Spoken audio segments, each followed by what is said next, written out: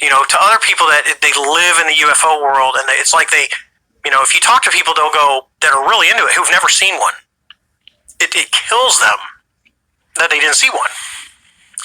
When here we are, and what's unique with ours, which kind of adds that level, is we just didn't see it.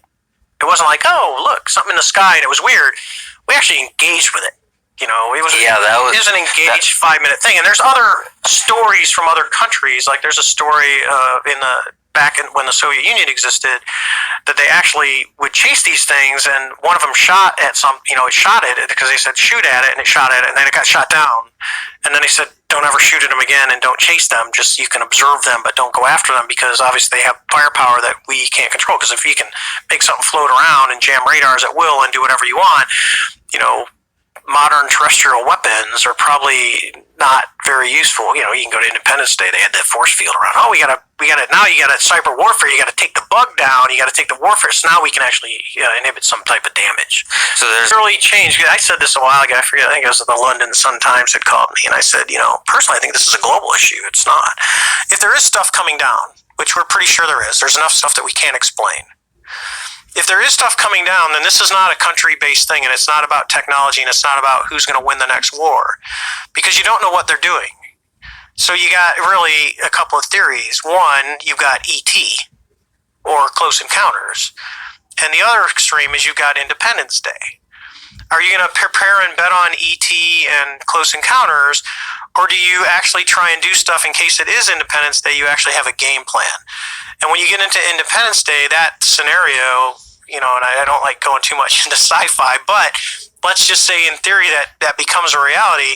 It's not a U.S., Russia, China, England, France, Spain, name any country in any continent. It becomes a global issue.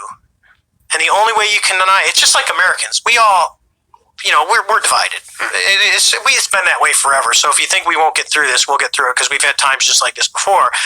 Until Nazi Germany pops up. But if Nazi Germany pops up, or someone flies 2 airplanes into the World Trade Center, and then all of a sudden we're all like united. All right, Shalom. This is Har One Ban Yasha Allah of the Lions Den Camp. I want to say Kal Halayim, La Yahweh, Ba Hashem Yahweh Shai, Ba Hashem Harakah Kodash, Ma'amah. Double honor to the elder apostles of GMS and the elders. Shalom to you, Akim, and Agwatim and children that believe in sincerity and truth around the 4 corners of the earth. Well, you heard that guy, I think he's one of the pilots that came in contact with what Esau has dubbed or called, titled the Tic Tac UFO, all right? The UEA or something like that, unidentified aerial phenomenon, UAE, a UAP or something like that. But anyway,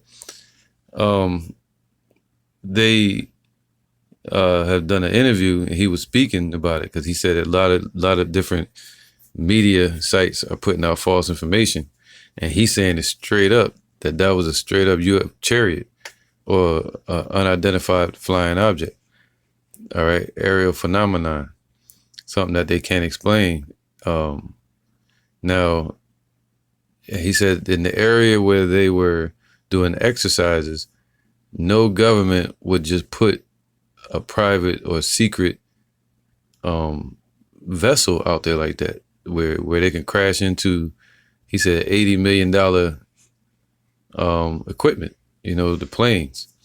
So he was like, yeah, they wouldn't just put that out there like that. So it definitely wasn't no secret government aircraft.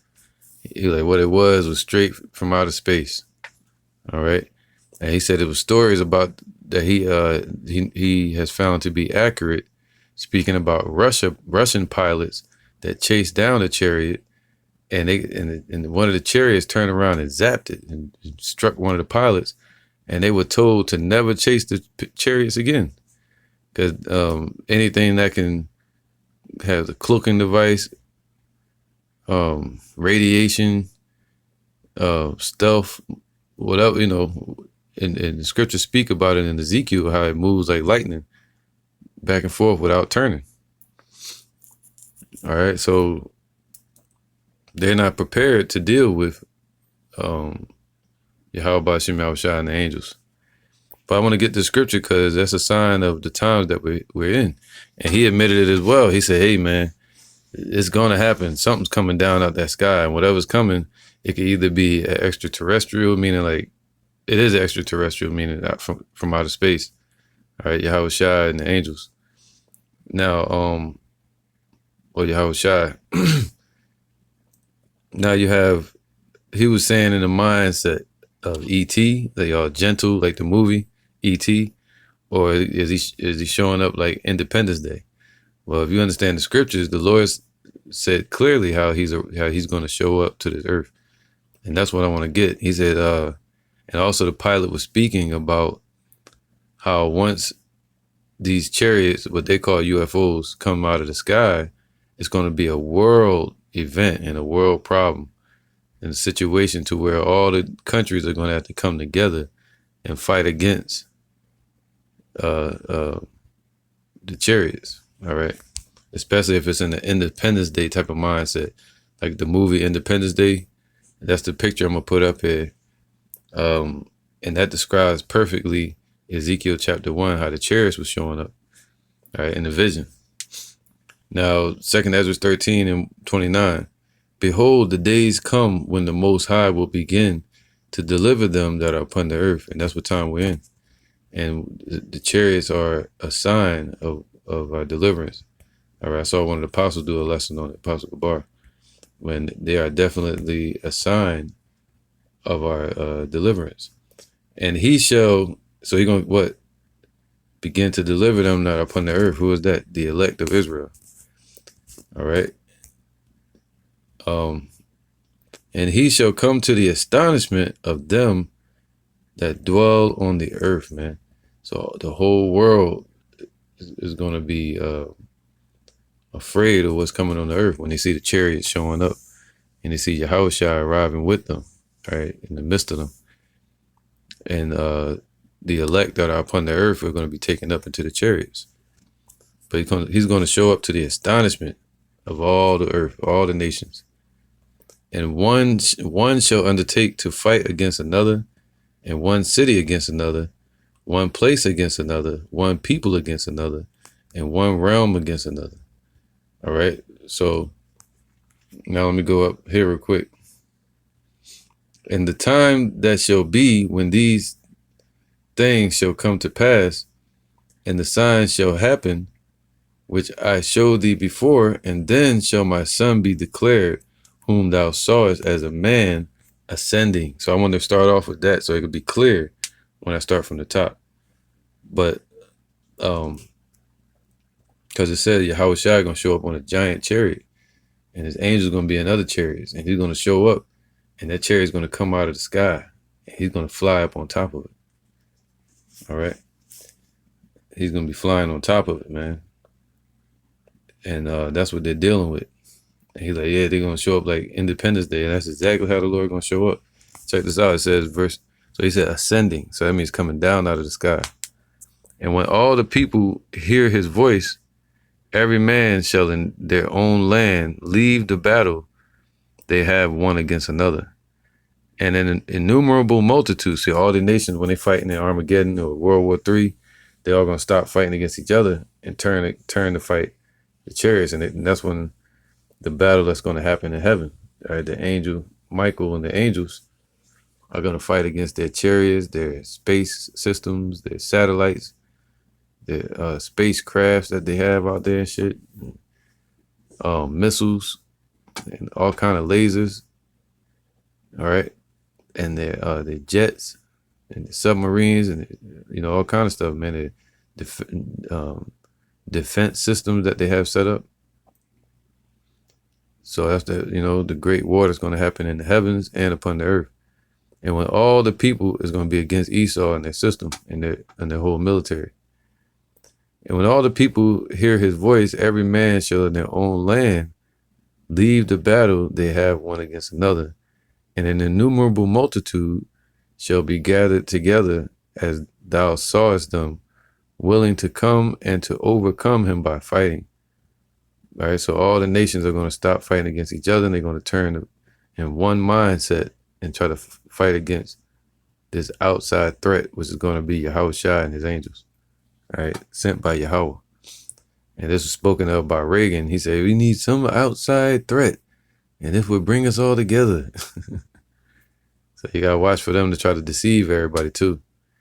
All right. But the Lord said, you'll know when he shows up. He says, lightning shoots from the east to the west. That's how he's going to show up, and you're going to know it, and you're going to see his chariots. It says, but he shall stand upon the top of Mount Zion. He's going to stand there and put his feet there. And Zion shall come and shall be showed to all men, being prepared and builded, like as thou sawest the hill graven without hands. So in the chariots, the children of Israel are going to be in those chariots, all right? And this, my son, shall rebuke the wicked inventions of those nations, which for their wicked life are fallen into the tempest, and shall lay before them their evil thoughts and the torments wherewith they shall begin to be tormented, which are like unto a flame, and he shall destroy them without labor by the law, which is like unto me. Sheesh. All right. He said, is the Lord showing up for peace, or is he showing up for war? Let's find out. Matthew 10:34. Think not that I am come to send peace on earth. I am come not to send peace, but a sword. This is Luke 12:49. I am come to send fire on the earth. And what will I if it be already kindled? So what do you think his will is? What do you think he wants? If you already see the fire getting started before he shows up, it's going to be all hell breaking loose upon the earth. That's how you know what he's sending upon the earth is total destruction. All right. So fire is being kindled in his anger. All right. This is Zechariah 5, and I'll start from 1. It says, then I turned and lift up mine eyes and looked, and behold, a flying roll. That's one of them giant chariots. All right. That's shaped like a scroll, or what they call a tic-tac. And he said unto me, what seest thou? And I answered, I see a flying roll. The length thereof is 20 cubits, and the breadth thereof 10 cubits, almost the size of a football field. And then said he unto me, this is the curse that goeth forth over the face of the whole earth. For everyone that stealeth shall be cut off, as on this side according to it. And everyone that sweareth shall be cut off, as on that side according to it. So basically saying the wicked heathens are going to be cut off, and also 2/3 of our people are going to be cut off. All right. Verse 4, and I will bring it forth, saith Yahweh of hosts, of armies, and it shall enter into the house of the thief, man. All right. So it's going to enter into the atmosphere, and ultimately it's going to be seen zapping America and shit. And that's another thing. He said he saw it in Russia. It zapped one of the chariots, sent out a laser or whatever, and destroyed one of their jets, fighter jets. And that's scripture as well. All right, what these chariots are going to be doing in the midst of the destruction. All right, so it says, and it shall remain in the midst. So like it, I will bring it forth, saith Yahweh of hosts, and it shall enter into the house of the thief, and into the house of him that sweareth falsely by my name. And it shall remain in the midst of his house, and shall consume it with the timber thereof, and the stones thereof. Whew. So the angels are going to be in the midst, burning this place up. This is Revelation 14:9. And the third angel followed them, saying with a loud voice, if any man worship the beast and his image, and receive his mark in his forehead or in his hand, see, the mark of the beast, the RFID chip, all right, and that's what's coming. So we're in that time, the chariots, and they pushing that RFID chip, all right, the microchip system. Anybody gets that, they're set up for the judgment that's coming. And it's going to happen in the presence of the holy angels and of Yahweh, the top angel, and Yahweh Shai and Yahweh, and in the presence of the elect. Verse 10, it says, the same shall drink of the wine of the wrath of Yahweh. See, so only the wicked that's set up to be cut off on this side in this age, in these times, All right. If their name is not written in the book of life, they're gonna be what? Caught up in that destruction that's coming, all right? In the fire that's being kindled in the Lord's anger. And when them chariots show up, they're not showing up in like the movie E.T. They're showing up as archangels, man. Gods, holy angels, glorified angels. Yahweh Shai.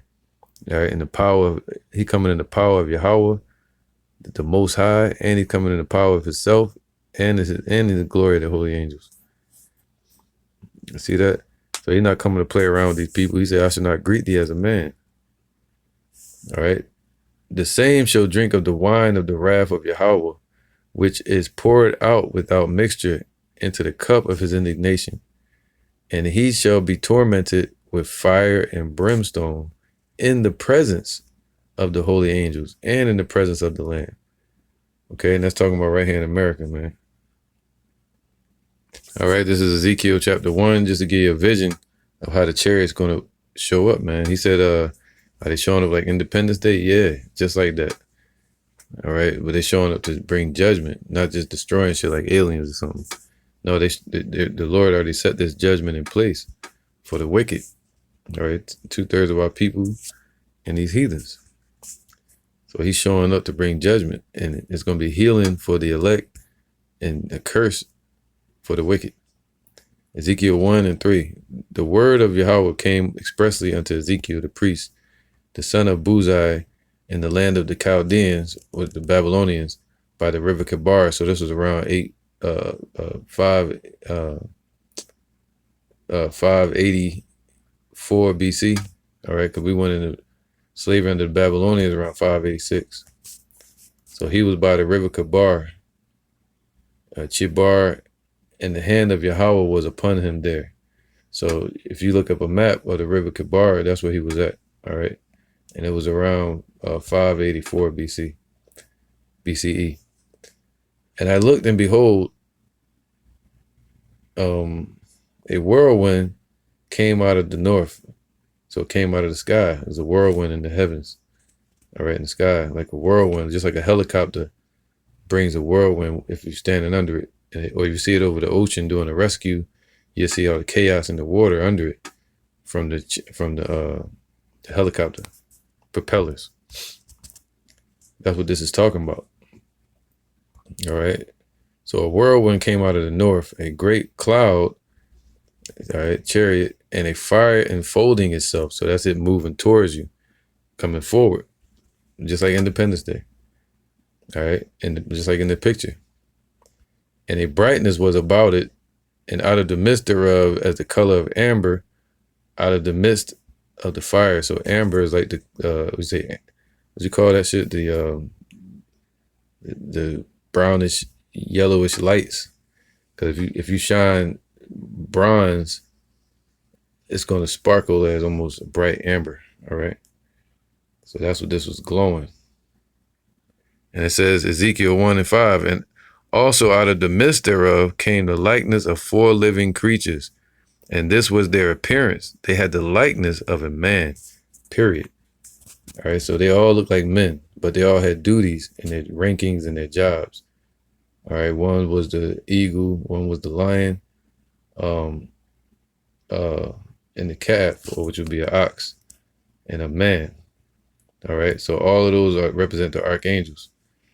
Okay, 4 archangels. Gabriel, Michael, Raphael, and Uriah. All right. So anyway, just to stick to the point. So the midst thereof, they look like men. They don't look like no damn ET.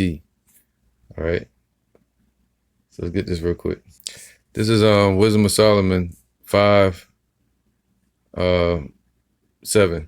He shall take to him his jealousy for complete armor, and make the creature his weapon for the revenge of his enemies. So he's going to make the elect his weapon. He said, thou art my battle axe and weapon of war. So that's what's coming as well. He's going to raise up his army upon the earth. And he shall put on righteousness as a breastplate, and true judgment instead of a helmet. And he shall take holiness for an invincible shield. Sheesh. And his severe wrath shall he sharpen for a sword, and the world shall fight with him against the unwise. Then shall the right aiming thunderbolts go abroad. And that's talking about them chariots. Going to be shooting out thunderbolts, all right, at the nations and destroying these monuments and people. And from the clouds, see, from the chariots, as from a well-drawn bow, shall they fly to their mark, man. They're going to be perfectly targeted and zapping people, just like in the movies, War of the Worlds, all right, and Independence Day. Now, but in the midst of that, you're going to have missiles hitting and the judgment of the Lord happening right here upon the earth, turning America into a lake of fire, all right? So that's what's coming when they see this tic-tac chariot that they call it tic-tac, something small. Well, first they called it a cigar that went out of space. They give you all these weird images in your mind. All right. Verse 22, and hailstones full of wrath shall be cast out of a stone bow. So that's how you know the hailstones full of wrath. That goes with Revelations 9, where it says, you know, the nuclear warheads, 200 million. You see that? As of a stone bow, and the waters of the sea shall rage against them, and the floods shall cruelly drown them. All right. All right, go to the top of that chapter, Wisdom of Solomon 5:1. Then shall the righteous man stand in great boldness before the face of such as have afflicted him. And these Edomites have afflicted the nation of Israel, the Negroes, Latinos, Native Americans, and have made no account of his labors. When they see it, they shall be troubled with terrible fear. And that's when they're going to feel that fear, man. And shall be amazed at the strangeness of his salvation, so far beyond all that they look for. All right. So all that they're looking for is not going to happen that way. It's going to happen the way the prophets are speaking it, starting from Apostle Tahar on down, from, you know, all the way up to Albert Bivens. Now, but the way the world is teaching it, though, is foolishness. Okay. And it's folly. And they calling it tic-tac. They calling it aliens and E.T., all this crazy madness. But it's really the angels in judgment that's coming. So it's going to be strange to them. All right. And they repenting and groaning for anguish of spirit. So it's going to be something that happens within themselves when they realize it. Shall say within themselves, this was he whom we had sometimes in derision and a proverb of reproach. They're going to say, it's the Lord, it's Yahweh Shai. And they're going to say to the men of the Lord, oh man, we was dogging them brothers out. All right. And they're going to remember what the world has done to Yahweh Shai as well. All right. Let me get this real quick. So this is, I'm going to end it with this. 2 Ezra 13:1. And it came to pass after 7 days, I dreamed a dream by night. And lo, there arose a wind from the sea that it moved all the waves thereof. That's that whirlwind, the chariot showing up in the sky, all right, coming out of the heavens. That's what that pilot was speaking of. He said, something's coming down out of the sky. And remember, the angels told Peter, hey, why are you staring up, gazing into the heavens? The same one that ascended up into the heavens is the same one that's going to descend, okay? So the one that's going to fly up on top of this chariot, once it comes down out of the heavens, is going to be Yahushua, the son of Yahweh. 2 Ezra 13 and 3. And I beheld, and lo, that man waxed strong with the thousands of heaven. All right, that's talking about the elect of Israel that's gathered from the earth and in the heavens. All right, and the angels. And when he turned his countenance to look, all the things trembled that were seen under him. And whensoever the voice went out of his mouth, all they burned that heard his voice, like as the earth faileth when it feeleth the fire, man. So that's talking about them lasers that he's gonna be shooting out and zapping people with. And you know, Esau got these sound frequencies that can destroy people's or heat you up.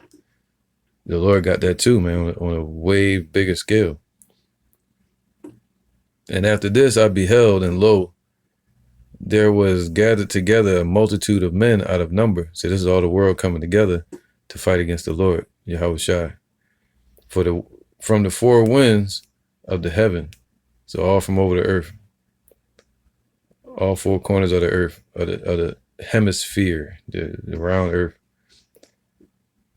to subdue the man that came out of the sea. So the chariot gonna come out of the sky. But I beheld, and lo, he had graven himself a great mountain and flew up upon it. All right.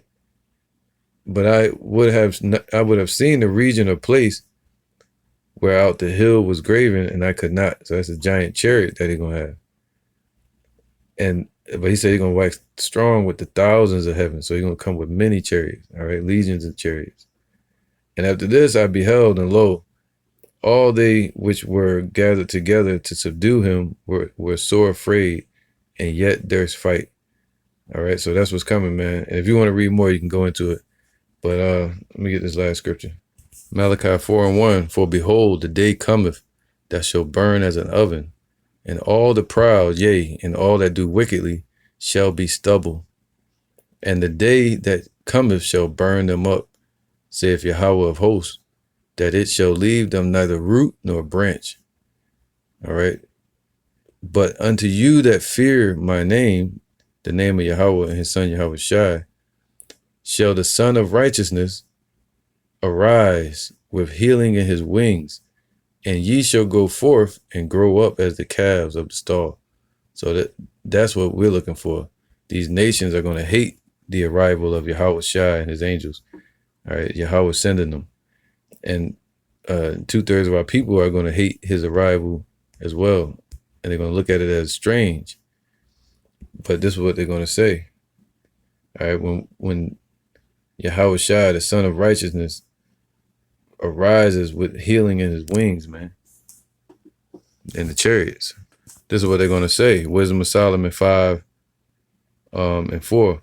We fools counted his life madness, and his end to be without honor. See that? How is he numbered among the children of Yahweh, and his lot among the saints? Therefore have we erred from the way of truth. And people like IUIC and ISUPK and these other cats and churches and businesses and basic everyday heathens and 2/3 of our people, they've erred from the way of truth, man. And that's what this is about. And the light of righteousness have not shined unto us, and the sun of righteousness rose not upon us. So that's what they're going to say, man. All right. We have wearied ourselves in the way of wickedness and destruction. Yea, we have gone through deserts where there lay no way. But as for the way of Yahweh Shai, we have not known it. And that's what's coming. All right. So when you see these chariots, it's deliverance for the elect, and it's a curse for the wicked.